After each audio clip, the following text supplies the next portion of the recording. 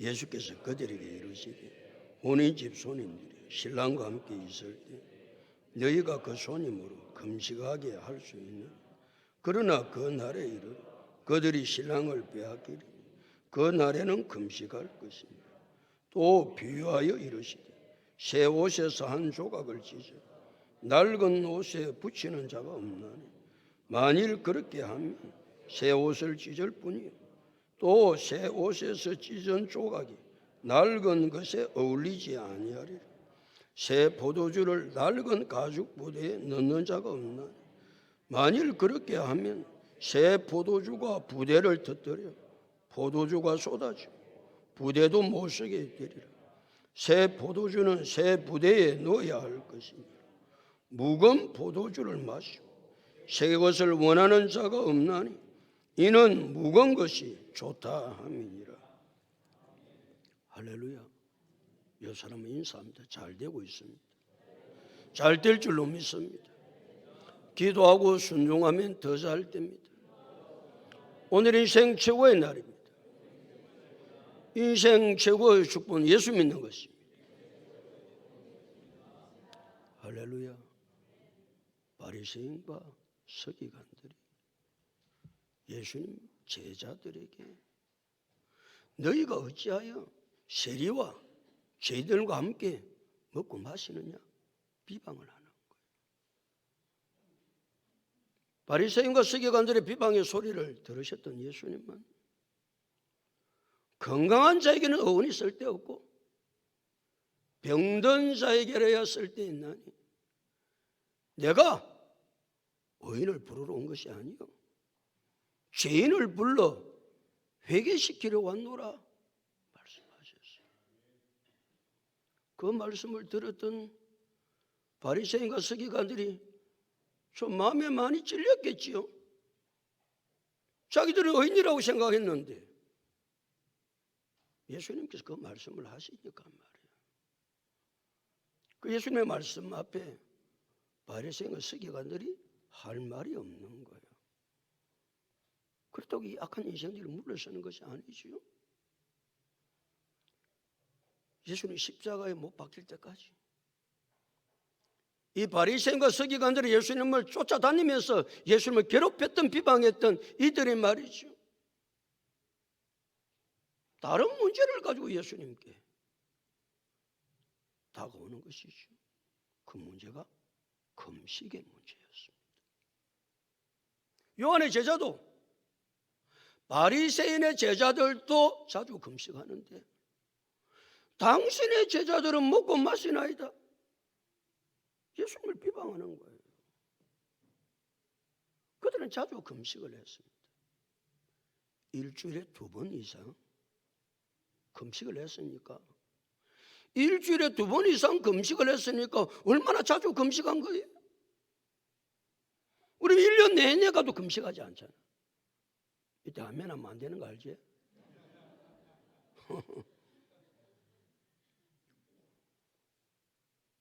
아니 2년 가도 금식하는 사람들이 많이 있죠.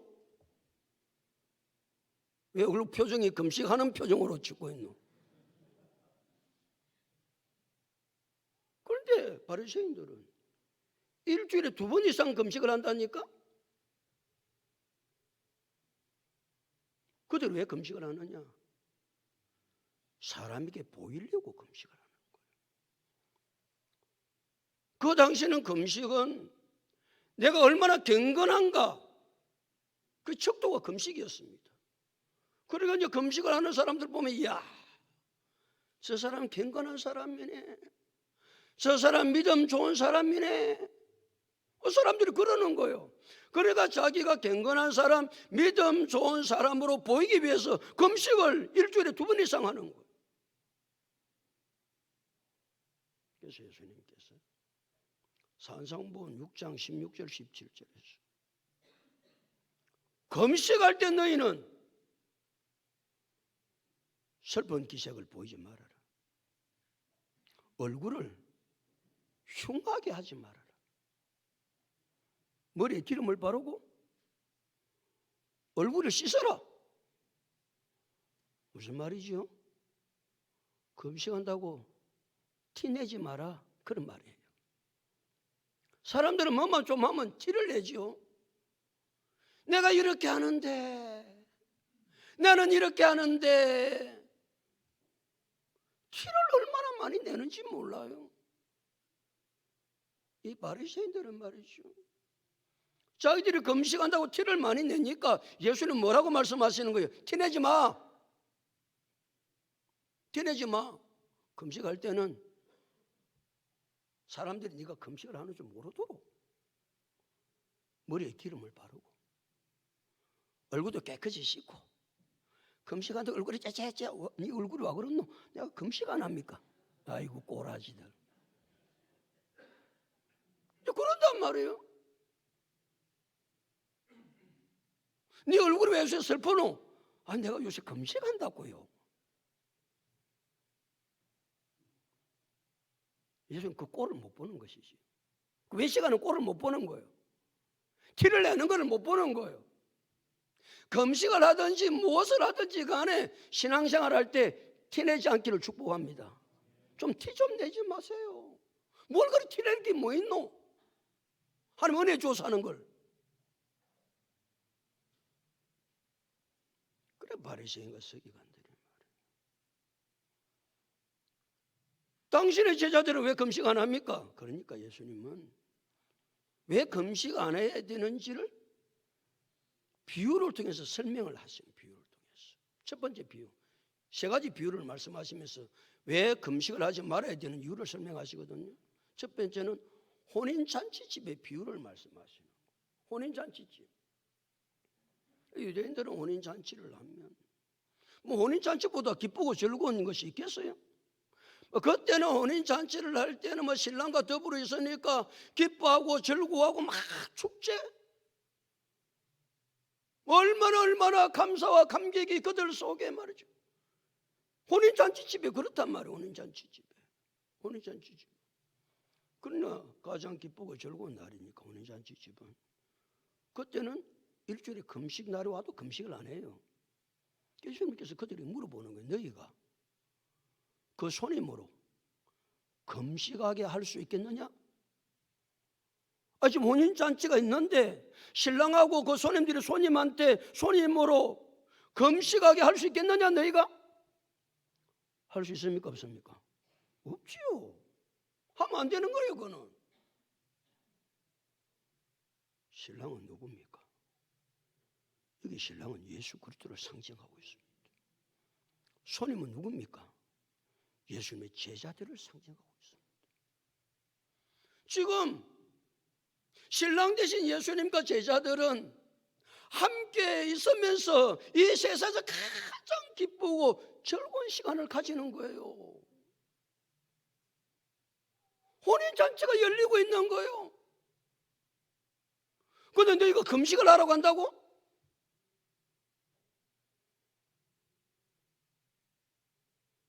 이 세상에서 가장 기쁘고 즐거운 날은 혼인잔치집이다. 혼인잔치집. 그 혼인잔치집의 주인은 신랑이다. 신랑과 손님이 함께 있을 때는 너무나 기쁘고 즐겁기 때문에 금식을 하지 않습니다.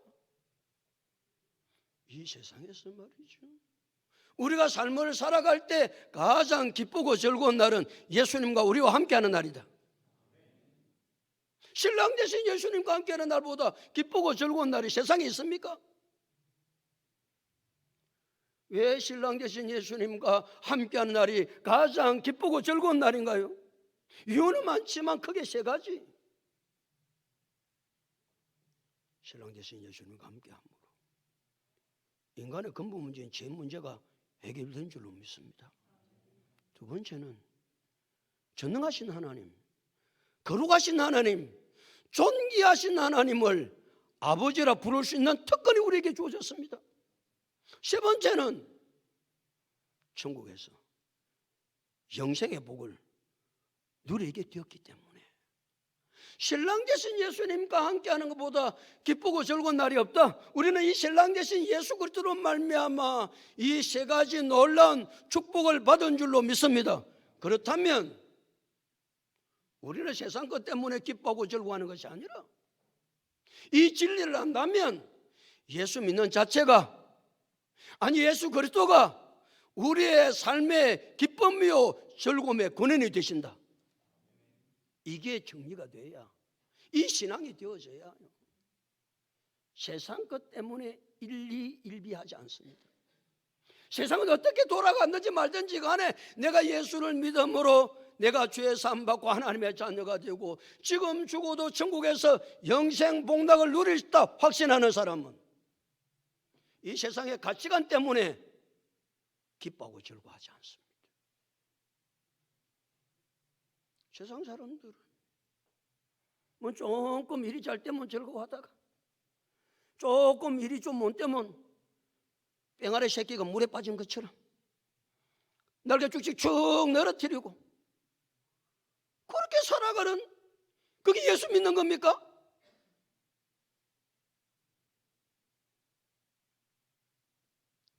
예수는 우리에게 그런 분이 아닙니다. 이 세상의 그 어떤 것과 상관없이 내가 예수 믿는 것 자체로 예수님은 기쁨과 즐거움의 근원이 되시는 줄로 믿습니다. 그 예수님이 신랑 되신 예수님 다시 오실 것입니다. 신랑 되신 예수님이 오시면 천국 혼인잔치에 그 신랑 되신 예수님과 영원히 혼인잔치 집에 거하게 될 줄로 믿습니다. 이거 우리의 소망입니다. 이 소망을 가지고 사십니까? 이것이 우리의 미래입니다. 우리 현재에 머물러 사는 인생이 아닙니다. 우리는 언제나 미래를 바라보고 다시 오실 신랑 되신 예수 그리스도, 우리의 기쁨과 즐거움의 근원 되신 예수 그리스도,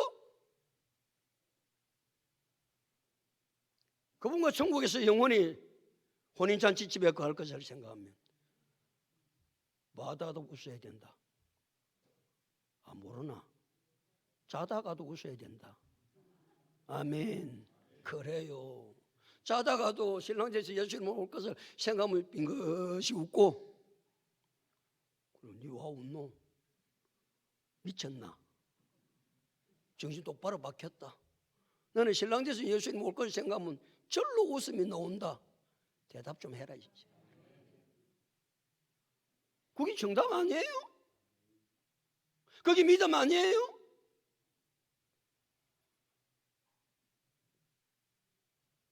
사랑하는 성도 여러분, 우리의 기쁨과 즐거움은 세상 것에 있는 것이 아닙니다. 우리의 기쁨과 즐거움의 근원은 오직 예수 그리스도 한 분인 줄로 믿습니다. 그 예수 그리스도를 만날 날을, 신랑 되신 예수님을 만날 날을 기록하고, 때로는 우리의 삶이 힘들고 어렵다 할지라도 우리는 현재에 살지만 우리는 미래를 나아가는 믿음의 사람들이기 때문에 기뻐하고 즐거워하고 감격하고, 내 삶이 힘들고 어려운데도 기뻐하고 즐거워할 때 세상 사람들은 니 와 그리 좋노? 그럼 정말 좋나? 좋다. 와, 예수 때문에. 그 정도는 이야기할 수 있어야 되지 않겠어요? 그래도 안 되려면 말라 예수 믿겠노?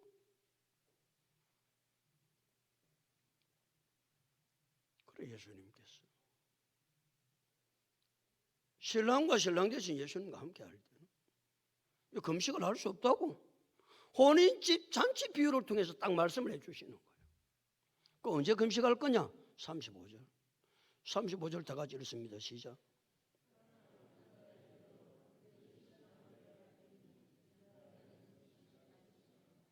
언제 금식한대요? 신랑을 빼앗기는 날에는 금식한다는 것이죠. 신랑을 빼앗기는 날이 언제입니까?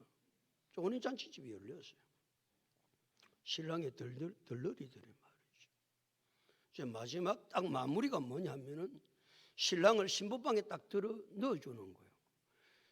신랑을 신부방에 넣어주면 혼인잔치는 끝나요. 그걸 예수님은 신랑을 빼앗겠다고 표현을 썼거든요. 또 다른 의도가 계시죠.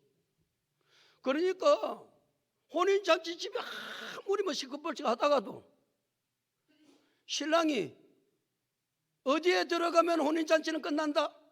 신부방에 딱 들어가면 혼인잔치는 끝나는 거예요. 그러면 그때부터 금식을 날이 오면 금식을 하는 거예요. 금식은 필요에 의해서 하는 것이지 어떤 전통이나 형식에 의해서 금식을 하는 게 아니에요. 금식은 언제 한다고요? 자연적으로. 뭘 뺏기고 난 후에는, 신랑이 뺏기고 난 후에는 금식하지 말라고 해도 금식을 해야 돼요. 신랑 되신 예수님이 뺏길 날을 예수님은 말씀하고 계세요.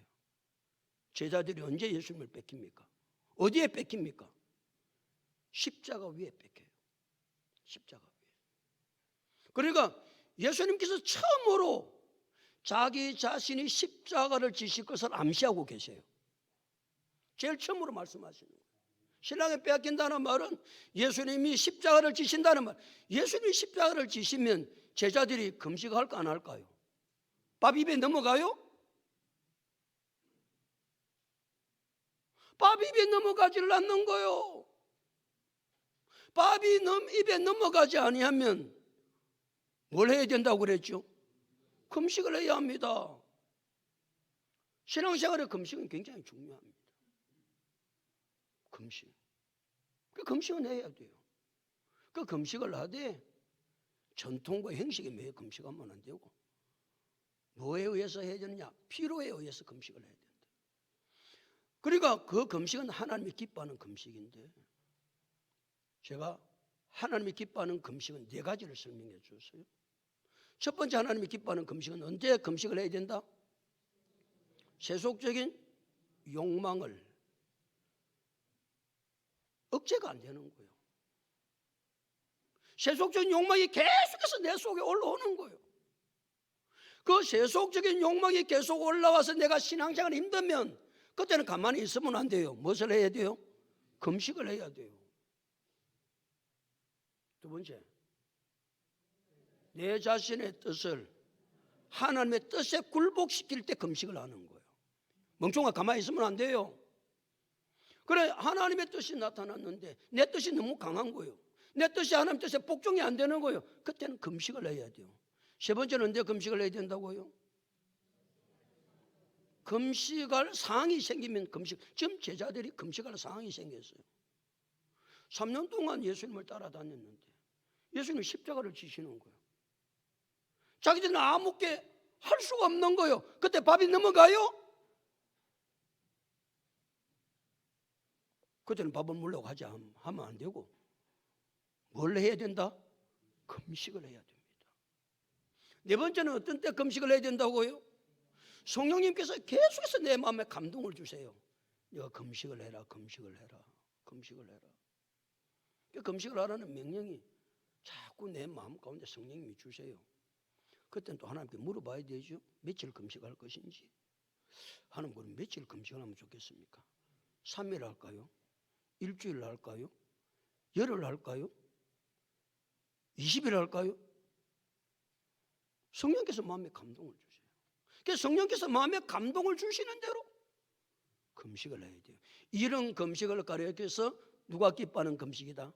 하나님이 기뻐하는 금식. 하나님이 기뻐하는 금식을 하면 또 4가지 놀라운 역사가 일어나요. 이사야 58장 6절 흉악의 결박이 풀어집니다. 멍에의 줄을 끌어줍니다.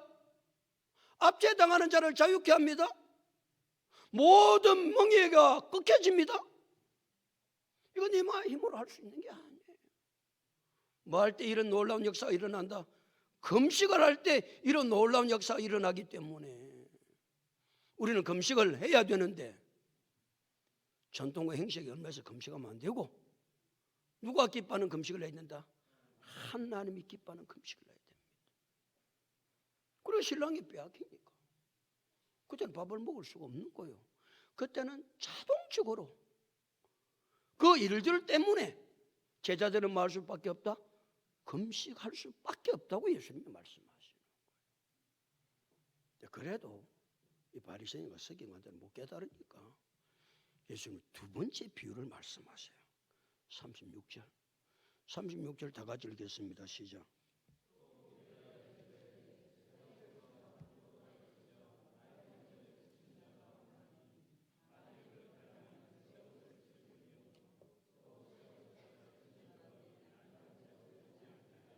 또 뭐하여 이러시되, 비유하여 이러시되, 왜 앞에 첫 번째 비유를 하셨거든요. 혼인집 잔치 비유를 하셨으니까 또 비유하여 이러시되 말씀하는, 두 번째 비유를 하신다는 거예요. 비유는 무엇이냐? 비유라는 말의 뜻은 곁에 두다, 그런 뜻이에요. 자, 이걸 사람들이 잘 알지를 못해요. 이것을 잘 알지를 못하니까 곁에 무엇을 하나 두어서 이것을 설명하고자 할 때 그걸 비유라고 그래요. 그러니까 사람들이 이걸 잘 이해를 못하는 거예요. 잘 이해를 못하는데 일상생활 가운데 사람들이 다 알 수 있는 것을 가지고 이게 무엇인지를 설명하는 것을 가리켜서 비유라고 그래요. 그래서 예수님은 비유를 굉장히 많이 하세요. 왜? 하늘의 진리를, 계시의 진리를 사람들이 잘 못 깨달으니까. 그래서 예수님은 비유를 굉장히 많이 하세요. 바리새인과 서기관들이 당신의 제자들은 왜 금식하지 않습니까? 그러니까 예수님이 두 번째 비유를 들었어요. 그 두 번째 비유가 뭡니까? 새 옷의 조각 비유를 하고 계시는 거예요.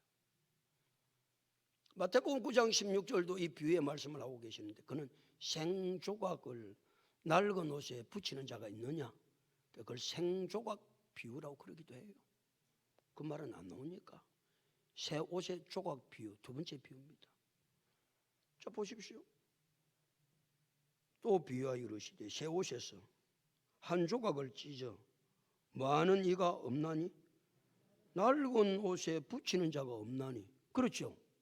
새 옷을 주었는데, 그 새 옷을 주고 있는데 주었는데 낡은 옷을 입고 있는 이 사람이 낡은 옷을 입고 낡은 옷에 이게 좀 구멍이 났어요.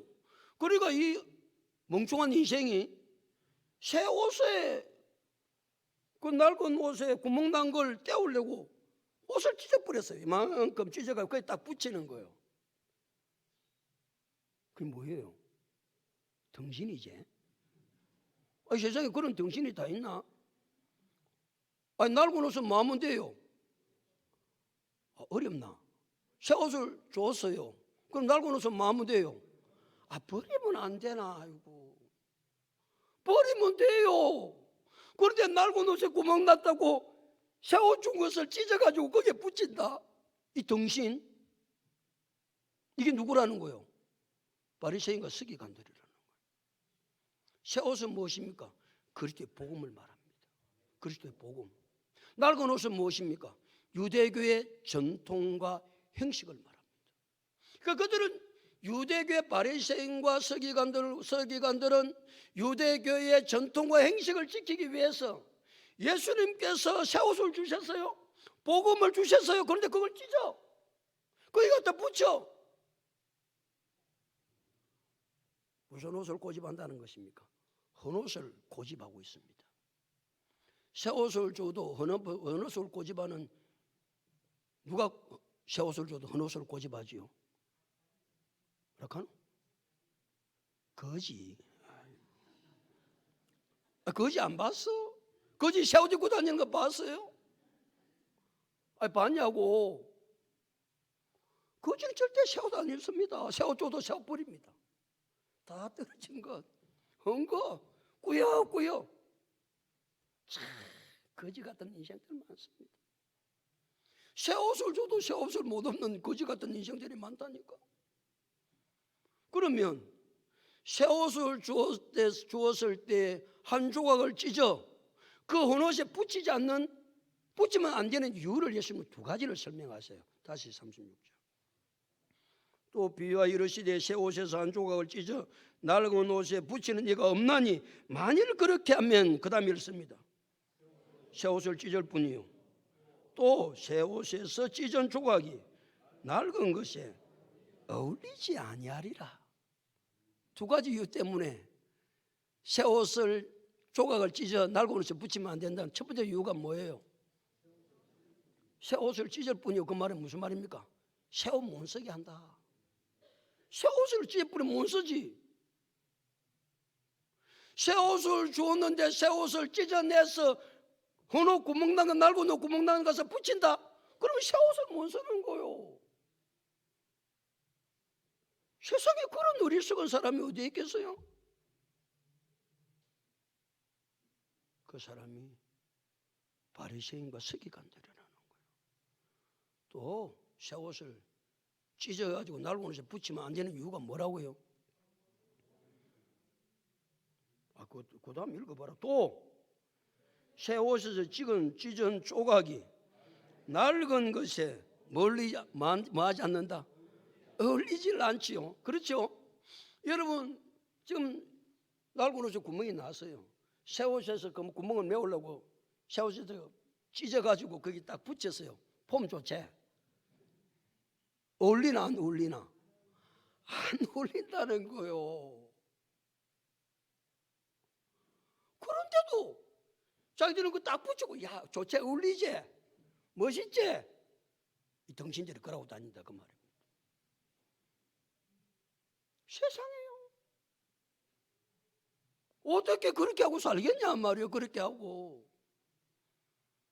그래도 이들이 못 알아들어요. 깨달지를 못하는 예수는 세 번째 비유를 말씀하세요. 다 같이 37절. 37절 다 같이 읽겠습니다. 시작.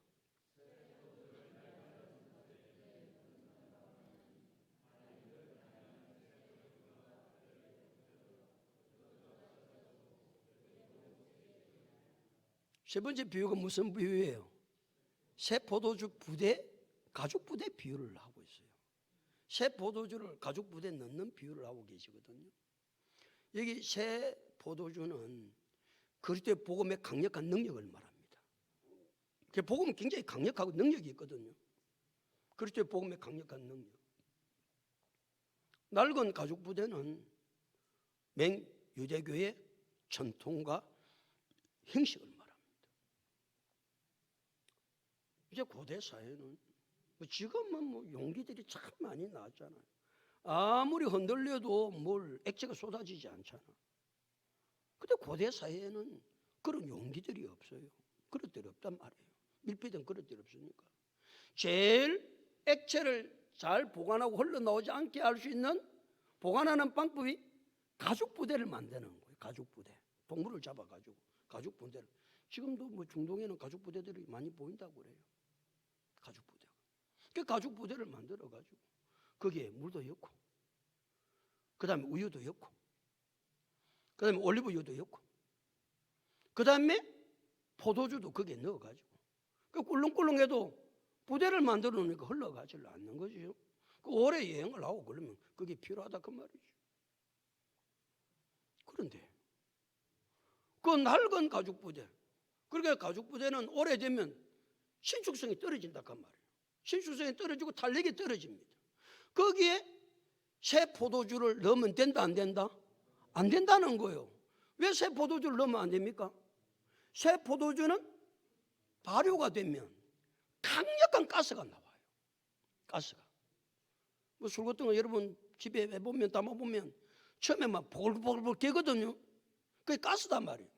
가스가 많이 나오니까 낡은 가죽 부대에 넣어놓으면 그 강력한 발효되면서 새 포도주는 가스가 나오니까 낡은 가죽 부대가 터져버리는 거예요.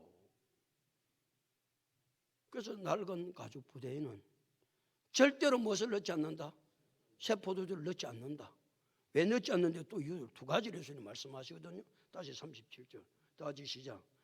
새 포도주를 낡은 가죽 부대에 넣는 자가 없나니 만일 그렇게 하면 이유지요. 그 다음 읽습니다. 새 포도주가 부대를 터뜨려 포도주가 쏟아지고 부대도 못 쓰게 된다. 두 가지 이유 때문에 새 포도주는 낡은 가죽 부대에 넣으면 안 된다는 첫 번째 이유가 뭐예요? 새 포도주를 낡은 가죽 부대에 넣으면 부대가 터져서 뭐가 쏟아진다? 포도주가 다 쏟아져요. 왜 부대 안에 포도주를 넣지요? 오래 보관해서 또 목마르면 마시기도 하고 또 포도주는 치료제거든요. 피곤할 때 먹고 치료제도 되고. 그런데 이 포도주를 오래 보관해야 돼요. 오래 보관하기 위해서 새 포도주를 가죽부대에 넣었는데, 낡은 가죽부대에 넣으면 다 터져버려요. 그럼 포도주가 다 쏟아져서 하나도 못 쓰게 됐다, 못 먹게 됐다 그 말이에요. 그러니까 새 포도주는 어디에 절대 넣으면 안 된다? 낡은 가죽부대에 절대 넣으면 안 된다. 또 이유를 말씀하고 있습니다. 그 다음에 이유는, 두 번째 이유는 뭐라고요? 부대도 못 쓰게 돼요. 뭘 안 넣었으면 좀 쓸 건데, 새 포도주를 안 넣었으면 좀 낡아도 물은 넣어도 괜찮아요. 물은 넣어도 아무 문제가 없어요. 우유는 넣어도 아무 문제가 없어요. 올리브유를 넣어도 아무 문제가 없어요. 그러니까 부대도 못 쓰게 하고, 그렇게 한 것이, 너희가 금식을 하라고 한 것은 꼭 그와 같은 것이다. 새 포도주를 낡은 가죽 부대에 넣어서 포도도 쏟아지고 부대도 못 쓰게 하는 일을 너희가 한다. 그걸 너희가 금식하라는 것이 맞냐? 예수님께서 그렇게 비유로 질문을 던지시는 거예요. 예수님이 답을 해주세요. 그럼 어쩌면 좋냐? 38절에 답을 주시오. 정답을 줘 예수님. 38절 다 같이 읽습니다. 시작. 정답입니다. 정답이 뭐예요? 새 포도주는 새 부대에 넣으면 돼요. 그럼 뭐가 필요해요? 지금 새 포도주가 있는데 새 부대가 없는 거 아니야. 그럼 뭘 만들어야 돼요? 새 부대를 만들어야 돼. 새 부대를 만들면 새 포도주를 그 새 부대에 넣으면 아무 문제가 일어나지 않아요. 그 새 부대를 만드는 게 뭐예요? 고린도후서 5장 17절에 그런즉 누구든지 그리스도 안에 있으면 새로운 피조물이라 그랬어요. 어디 안에 있으면? 그리스도 안에 있으면 새로운 피조물이라. 이전 것은 지나갔으니 보라 새 것이 되었도다.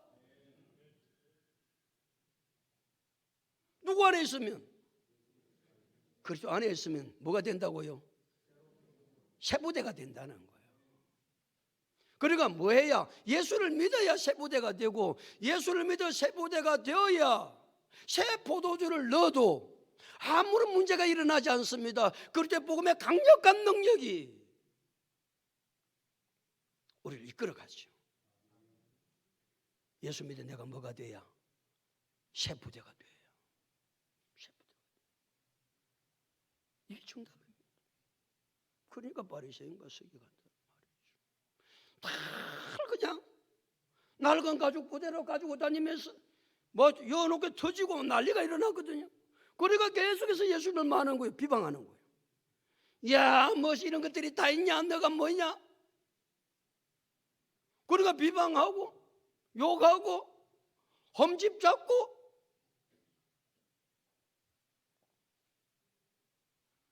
그러면서 예수님께서 결론적으로 주시는 말씀이 39절인데 39절 다 같이 읽습니다. 시작.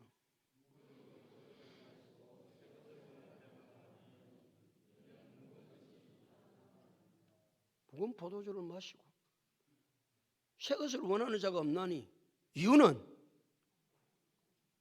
성경 좀 읽어봐라. 이유는 이는 묵은 것이 좋다 함이니라. 묵은 것을 먹었어. 묵은 것이 뭡니까? 유대교의 전통과 형식을 먹은 바리새인과 서기관들은 무엇을 원하지 않는다고요? 새 것을 먹기를 원하지 않습니다. 복음을 받아들이기를 원하지 않습니다. 뭐가 좋다는 거요?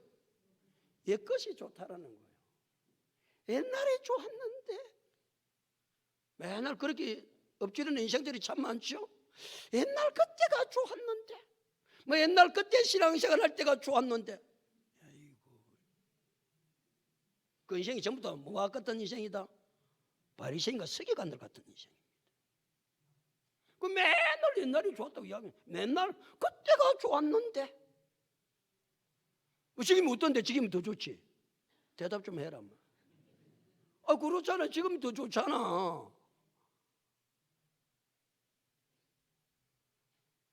그러니까 그러니까 사람은 말이에요. 옛것이 좋다는 선입견은 언제나 가지고 있습니다. 그래서 자기가 입던 옷을 입기를 편하게 생각합니다. 자기가 입던 옷이 편하거든요. 그래서 늘 그냥 입던 옷 그대로 그게 잘 있습니다. 뭐 새 것이 입혀주면 굉장히 거북한 반응을 일으킬 때가 많습니다. 내 밑에 동생이 말이죠. 어릴 때 엄마가 새 옷을 지어주면 그 새 옷에 대한 거부 반응이 얼마나 심한지 몰라요. 옷을 찢어버려요. 옷을. 새 옷을 못 입는 거예요. 그러니까 옛날에 옷, 옛날에 옷. 그게 편하다는 거예요. 이것이 사람들의 선입견 가운데 굉장히 많이 있습니다. 그래서 옛것을 받아들이지 않고 옛날 것이 좋다. 이스라엘 백성들이요, 애굽에서 몇 년 동안 노예 생활합니까? 430년 동안 합니다. 400년 그러기도 하는데 한 정확한 표현은 한 430년 동안 해요. 여러분 430년 동안 종살이 했으면, 자유함을 누렸으면 얼마나 하나님 은혜가 감사해요. 그들이 강야를 나와요. 그들이 미래가 하나님 보장해 주었어요. 약속에 간 가나안 땅. 그들이 강야에 나왔어요. 강야에 나서 40년 동안 그 이스라엘 족속들이 한 게 뭡니까? 어디가 좋았다? 애굽이 좋았다네. 뭐 먹을 때가, 고기 국물 마실 때가 좋았고, 마늘 먹을 때가 좋았고, 부추 먹을 때가 좋았고, 그래서 어디로 돌아가자? 애굽으로 돌아가자는 거예요. 이게 40년 동안 이스라엘 백성들이 했던 거예요. 뭐 했음에도 불구하고 430년 동안 종살이를 했음에도 불구하고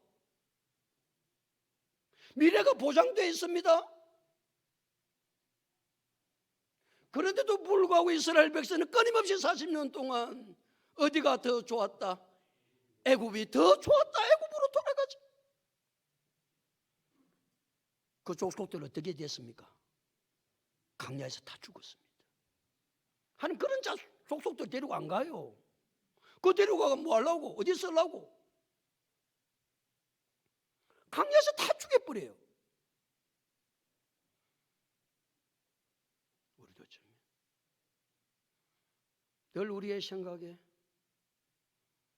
옛날이 좋았더라, 그때가 좋았더라. 지금부터 그 말 하면 된다, 안 된다? 안 된다. 과거가 필요 없다는 이야기 아니에요. 오늘도 하나님께서 우리에게 이전까지 내가 은혜를 받았는 그것 가지고 맨날 우려먹지 말고 오늘도 하나님께서 주신 새 은혜를 기대하고 새 은혜를 받아서 새롭게 살아가야 될 줄로 믿습니다. 그것이 우리의 삶입니다. 과거로 돌아가자고요? 옛날에 좋았다고요? 무슨 얼도 땅도 안 하는 소리. 바리새인과 서기관들 같은 그런 사고방식을 가지고 그들은 묵은 것이 좋다 함이니라. 새 것을 받아들이지 않아 복음을 받아들이지. 그래서 그 인생은 다 망했습니다. 그렇죠? 사랑하는 성도 여러분, 신앙생활에 금식은 필요합니다. 금식은 전통과 횡식에 의해서 하는 것이 아닙니다. 필요에 의해서 해야 됩니다. 하나님이 기뻐하시는 금식을 해야 합니다. 금식을 안 한다고 비방하니까 예수님은 너희가 비방하는 것이 잘못되었음을 세 가지 비유를 통해서 말씀하셨어요. 그 첫 번째가 뭐라고요? 혼인잔치집의 비유입니다. 두 번째 비유는 새 옷의 가죽의 조각의 비유입니다. 세 번째는 새 포도주의 가죽 부대의 비유입니다. 예수님께서 말씀하십니다. 새 포도주는 어디에 넣어야 할지니라. 새 가죽 부대에 넣어야 할지니라. 묵은 것을 먹은 자는 새 것을 좋아하지 아니하는 이는 묵은 것이 좋다 함이니라. 그런 인생이 아니고 어제 받은 은혜보다 오늘 하나님 주신 은혜를 기대하고 하나님 앞에 나아야 될 줄로 믿습니다. 하나님은 내게 새로운 은혜를 주셨어. 그 새로운 은혜를 가지고 하나님께서 원하는 삶을 살아갈 수 있도록 도와주옵소서. 우리 그렇게 멋있게 살아야 되지 않겠어요? 옛날 또 옛날 소리만 해봐라. 이스라엘 백성들 강야 40년 생활 꼭 같습니다.